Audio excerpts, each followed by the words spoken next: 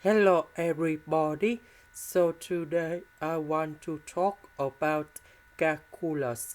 The topic today is about limit. So now I want to show you how to answer.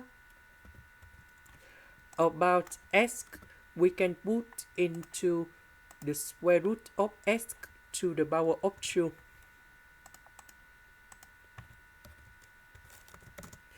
Similar for the second one. Next, we can do about factorization by the square root of x.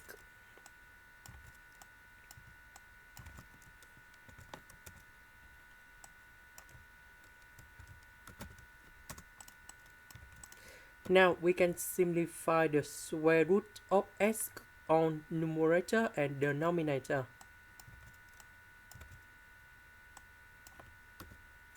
Now we can put number 0 colon here and here. So we have the final answer. And that is about number 0. This is the end. Thank you for watching.